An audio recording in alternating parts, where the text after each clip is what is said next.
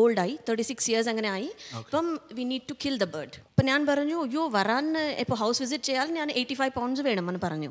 No problem 100 ആണെന്ന് കൊടുക്കും, വന്ന് ബേർഡിനെ കിൽ ചെയ്യാം. ഓ ഇതാണ് ജോലി. അപ്പൊ അതുണ്ട് അത് അവർ സാഡാം 2 ഡേയ്സ് കറച്ചൽ. ഇത് രോഗം ചികിത്സിക്കുന്ന ഡോക്ടറല്ല, ബേർഡിനെ കൊന്നു കൊടുക്കാനാ പറയുന്നത്. പ്രൊഫഷണൽ കില്ലറാണ് അല്ലേ? പിന്നെ പോയിട്ട് അത് ഹ്യൂമെയിൻ വേ, അങ്ങനെ പോയി കിൽ ചെയ്യാൻ പറ്റില്ല ഹെൻസിലും പോലെ. You have to kill them with proper injections. Rules regulations ഒക്കെ ഉണ്ട്. സിഗ്നേച്ചറൊക്കെ വാങ്ങിയിട്ട് ഇഞ്ചക്ഷൻ കൊടുത്തിട്ട് പിന്നെ അവരത് വീട്ടിൽ ഒരു സെറമണി പോലെ ചെയ്തിട്ട് ബറി ചെയ്തു. പിന്നെ ഫ്യൂണറലൊക്കെ ഉണ്ട്. ഫ്യൂണറലൊക്കെ ഉണ്ട്. പിന്നെ അത് അവർക്ക് പിള്ളേരുടെ പോലെ അത്ര ക്ലോസ് ആണ്. ഇതൊക്കെ കണ്ട് ഡോക്ടർക്ക് ഡിപ്രഷൻ വരുമല്ലേ? അതെ, ഞാൻ പാട്ടിലിറങ്ങി. അപ്പൊ പാട്ട് പാടി ഞാൻ വീക്കെൻഡിൽ പോയി പാട്ട് പാടി ഹാപ്പി ആയി. പിന്നെ നെക്സ്റ്റ് ഡിപ്രഷൻ. നേരത്തെ കേട്ടത് ഒരു ക്ലാസിക്കൽ പാട്ടായിരുന്നല്ലോ. സാധാരണ ഇത് എനിക്ക് തോന്നുന്നു സ്റ്റേജിൽ പോയി പാടി കഴിഞ്ഞാൽ ഈ ഗാനമേള ട്രൂപ്പിലൊന്നും രക്ഷപ്പെട്ടു പോകുമെന്ന് എനിക്ക് തോന്നുന്നില്ല. അപ്പൊ സാധാരണ ഗാനമേളയിൽ പാടുന്ന ഒരു 4 പാടി. ഞാനൊരു എന്റർടൈനർ ആണ്. പിന്നെ ഞാൻ പാട്ട് പാടും, ഡാൻസ് കളിക്കും. കൂടുതലായിട്ട് വിളിക്കുമ്പോൾ അടിപൊളി പാട്ട് വേണമെന്ന് ചോദിക്കും Malayali people, and especially Tamil. All അടിപൊളി songs Tamil or Hindi. So അത് പോപ്പുലർ ആണ്. സോ എവിടെങ്കിലും പീപ്പിൾ ആസ്ക് ഫോർ അടിപൊളി സോങ്സ്. ഇപ്പോഴത്തെ അടിപൊളി പാട്ടിൽ ഏറ്റവും പോപ്പുലർ ആയിരിക്കുന്ന ഏതാണ്? മലയാളി പീപ്പിൾ വെരി പോപ്പുലർ എന്നുച്ചി മണ്ടേല. പാടാൻ പറ്റുമോ?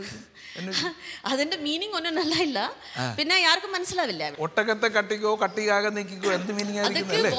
അതുകൊണ്ട് മീനിങ് ഒന്നും വേണ്ട. ഓക്കെ, പാടാം. വോയിസ് ഒക്കെ ചേഞ്ച് ചെയ്തിട്ട് പാടണം. உச்சி மண்டல சுருங்குது ஒன்னான பார்க்கையில கிருங்குது கிட்ட நீ வந்தாலே டொருங்குது சொருங்குது உச்சி மண்டல சுருங்குது ஒன்னான பார்க்கையில கிருங்குது கிட்ட நீ வந்தாலே சுருங்குது டொருங்குது. Very good, very good. Classically trained ആണ് അല്ലേ? ക്ലാസിക്കലി ട്രെയിൻഡ് ആണ്. തിരുപ്പതിയിൽ കുറെ ഇയേഴ്സ് ക്ലാസിക്കൽ മ്യൂസിക് പഠിച്ചിട്ടുണ്ട്.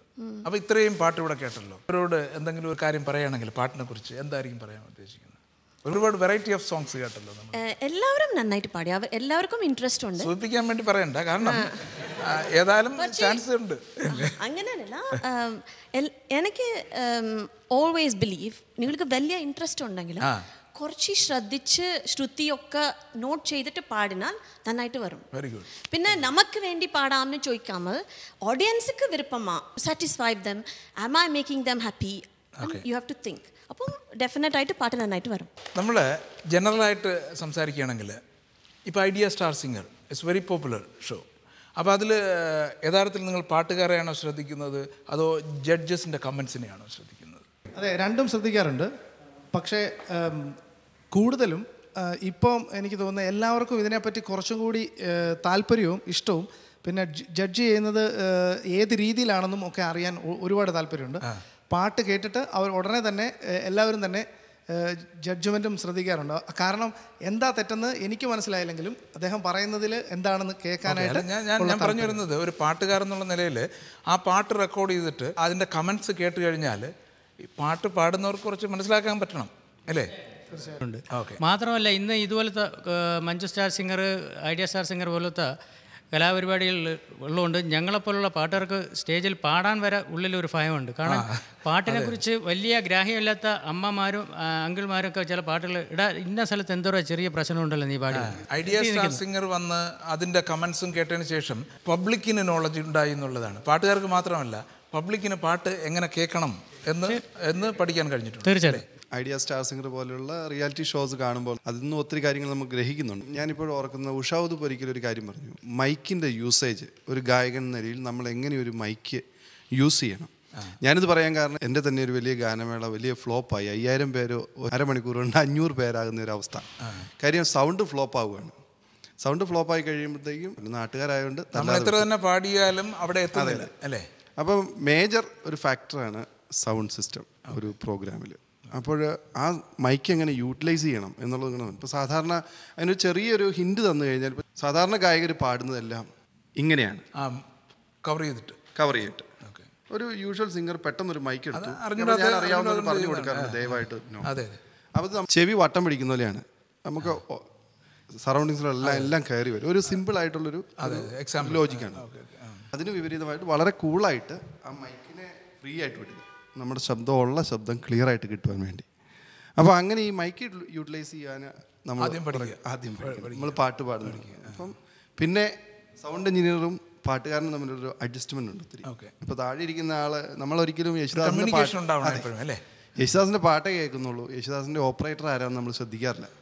പക്ഷേ ആ പ്രോഗ്രാമിന്റെ മെയിൻ ഫാക്ടർ ആ ഓപ്പറേറ്ററാണ്.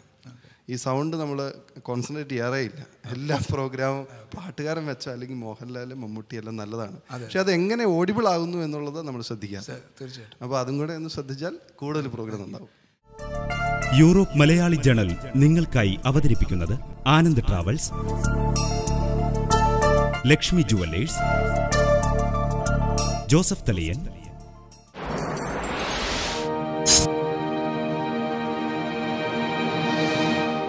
യുകെയിലെ ഏറ്റവും വിശ്വാസയോഗ്യമായ travel agency Anand travels.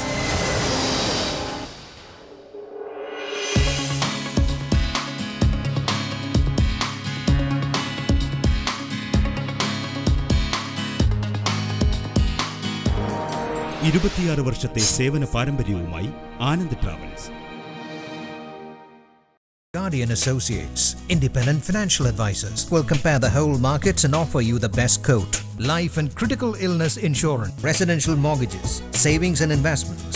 Matthew Stephen, an independent financial advisor, has won a key regional award from Tenet. Call for an appointment. Guardian Associates Limited, independent financial advisors. അച്ഛയോ, അമ്മച്ചിയുടെ visa application reject ചെയ്തു. അയ്യോ, അതെന്ത് പറ്റി? ഇനിയിപ്പോൾ ചേട്ടായുടെ മോൻ്റെ സ്റ്റുഡൻറ് വിസയുടെ കാര്യം അങ്ങനെ ആവും പോലും. ഇതൊക്കെ അറിയാവുന്ന ആരെങ്കിലും കൊണ്ട് ഒന്നുകൂടെ ഫയൽ ചെയ്യിക്കുക. അതിപ്പോ ഒരു കാര്യം ചെയ്യാം, ആ ലണ്ടനിലുള്ള ജോസഫ് തളിയൻ സോളിസിറ്റേഴ്സിനോട് ചോദിക്കാം. അവരാകുമ്പോൾ ഇമിഗ്രേഷൻ കാര്യങ്ങളൊക്കെ നല്ല ഭംഗിയായിട്ട് ചെയ്തു തരും. Immigration, real estate, will writing. Please contact Joseph Thaliyan solicitors. ഞങ്ങളെന്നും നിങ്ങളോടൊപ്പം. നിങ്ങൾ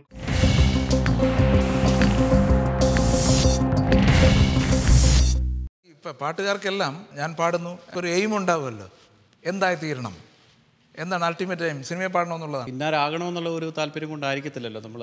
അല്ല, നമ്മൾ സ്വന്തമായിട്ട് നമ്മളുടെ ഒരു സെൽഫ് സാറ്റിസ്ഫാക്ഷൻ ഉണ്ട്. നമുക്ക് ഇഷ്ടമുള്ളൊരു പാട്ട് പാടുമ്പം ഓഡിയൻസിനെ സന്തോഷിപ്പിക്കുന്നു, ഒപ്പം നമ്മളും വളരെ സന്തോഷവാനാകുന്നുണ്ട്. നമ്മൾ സ്റ്റേജിൽ കയറി കഴിയുമ്പോഴേ ഇവിടെ നമ്മുടെ എസ്പെഷ്യലി അത് മലയാളി കമ്മ്യൂണിറ്റിയിൽ എല്ലാവരും അവരവരുടേതായിട്ടുള്ള ബിസിനസ്സിലേക്ക് അങ്ങ് ഏർപ്പെടും ഓഡിയൻസിൻ്റെ ഭാഗത്ത്. അപ്പോൾ നമ്മളൊരു പാട്ട് പാടി കഴിയുമ്പം ഒരു സപ്പോർട്ടീവായിട്ട് ചില സമയത്ത് കിട്ടാറില്ല.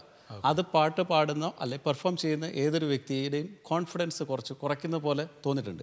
അപ്പം ഒരു കുട്ടി ഒരു സ്റ്റേജിൽ കയറി വന്ന് ഒരു പാട്ട് പാടുമ്പോൾ പെർഫെക്റ്റ് ആകണമെന്ന് നിർബന്ധമില്ല, പക്ഷേ എല്ലാവരും അതിനെ സപ്പോർട്ട് ചെയ്യുമ്പോൾ അതൊരു ഇൻസ്പിറേഷൻസ് ആകും. തീർച്ചയായിട്ടും. പക്ഷേ ഇത് അവിടെ വളരെ കുറവാണ് നമ്മുടെ ഇടയിൽ കണ്ടുവരുന്നത്.